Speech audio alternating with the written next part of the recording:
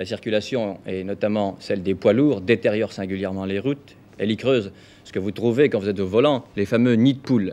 Alors les laboratoires sont partis à la recherche d'un revêtement idéal, solide, rapide à poser. Et on a peut-être trouvé le remède miracle à Nancy, où l'on vient de mettre au point une véritable route à la demande.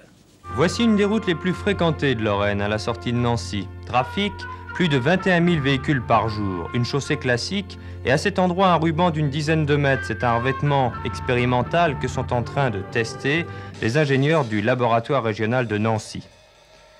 Le principe, c'est d'éviter les rejets de gravillon et donc d'améliorer l'adhérence du pneu. D'une manière artisanale depuis plusieurs mois, une équipe d'ingénieurs tente de fabriquer le revêtement idéal qui intègre les granulins au goudron sans que ceux-ci puissent s'échapper, et il semble à l'heure actuelle que les techniciens aient réussi.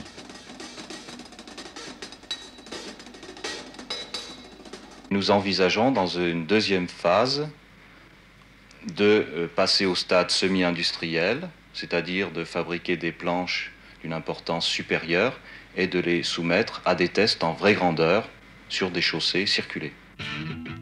Le nouveau revêtement se posera comme une moquette, en rouleau, et les premiers essais de freinage réalisés avec le camion que vous allez voir sont pour l'instant satisfaisants.